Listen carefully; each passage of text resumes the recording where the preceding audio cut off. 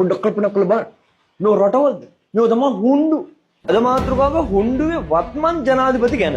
වෙනත් තේරෙන භාෂාවකින් කියනවා නම් අනුර කුමාර දිසානායක. හැබැයි සමහරක් අපේ රටේ අය කියන විදිහට ලපයා, කොටා, ඩෝබියා තව දේවල්. අයියා මම මේ වීඩියෝ එක කරන්නේ එක දිගටම ලබා දුන්නු කඩවණු පොරොන්දු ගාණක් ඉදිරියේ අපේ රටේ තරුණෙක් විදියට මේ ගැන කතා නොකරන්න බැරි වුණා මට. කොල්ලොන්ට හයි කැපැසිටි බයික් ගෙන්නලා දෙනවා කිව්වා. ගෑස් අඩු කරනවා කිව්වා, තෙල් අඩු කරනවා කිව්වා, තෙල් අකණ්ඩ සැපයුමක් ලබා දෙනවා කිව්වා. ඒ කියන්නේ ට්‍රම්ප්ට ප්‍රශ්නයක් වුණත්, ලෝකේ කොහේ කාට ප්‍රශ්නයක් වුණත් ඒක අපිට අදාළ නැහැ කියලා කිව්වා.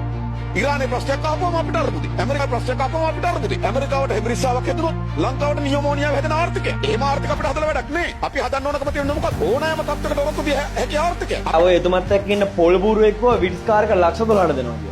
එහෙනම් ඉතින් කේ පවස්සෙක්නේ. මහා බණ්ඩාගාර ආරක්ෂා කරනවා කවුරු වගේද? මොකා වගේද?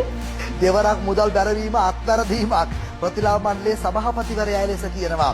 මෙහෙම කිව්වට ඉතින් ඩොලර් මිලියන 2.5කට කියලා වුණානේ. පොඩි පහේ ගානක්ද? හෙලිකොප්ටර් එක යනවා තියා හෙලිකොප්ටර් එක දිහා බලන්නවත් නැහැ කියලා කිව්වා. දැන් ජනාධිපතිවරයෙක් ඉන්නවා අපිට. එයා ඡන්දවලට යනවා. දැන් මීට කලින් හිටියේ ගලු දිස්ත්‍රික්කේ. දැන් තව පොඩ්ඩකින් තව විනාඩි 5ක් 10ක් යනකොට මෙහෙට එනවා. කොහොම එන්නේ? හෙලිකොප්ටර් එකද? නැහැ. ඉස්තර ජනාධිපතිලා එහෙමයි. හෙලිකොප්ටර් වල නම් ගියා හැබැයි. අවත් විශේෂම දේ තමයි බොරු අල්ලනවා කියලා කිව්වා. මේ වෙනකන් කාටවත් අල්ලගන්න බැරි වෙච්ච ලොකු තෝරු මෝරු අල්ලලා දානවා කෝ ඇතුළට. මහින්ද රාජපක්ෂගේ චෙක් පත්වල අංක පවා තියෙනවා කියලා කිව්වා. ෆයිල් මං හිතන්නේ 1 ලක්ෂයකට වඩා තියෙන්නේ නැති. මං හිතන්නේ ගුණසේන පොත් වලවත් එච්චර ෆයිල් තියෙන්නේ කියන්නේ. කෝදැන් ඒ පොරොන්දු ඒ වෙද්දි කිසිම පොරොන්දුවක් ඉෂ්ට කරලා නැහැ. අඩුම ගානේ 1 2 3ක්වත් නැහැ. මෙහෙම වෙනකොට අපේ රටේ මිනිස්සුන්ට පචයා, කොටා, ඩෝබියා කියන්න වෙන එක අසාධාරණ නෑනේ පුතා. මේ මොහොතේ මම කතා කරන්නේ අනුර කුමාර දිසානායක කියන ජනාධිපතිවරයා ගැන.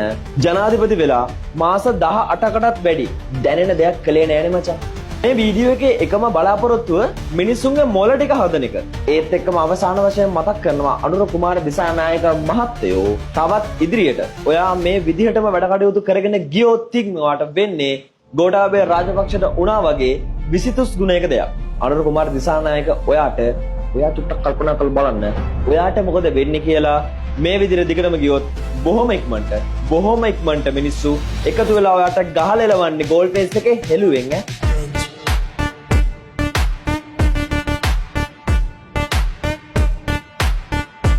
Awards 2026 වෙන මැතිස් 1 වෙනිදා ඔබ වෙනුවෙන් ආයතනය වෙනුවෙන් තායිලන්තේ බැංකොක් නගරයේදී සම්මානයක් වැඩිදුර තොරතුරු දැනගන්න වගේම ආයෝජන කරන්න දැන් අපි කතා කරන්නේ බැංකොක් Iconic Awards 2026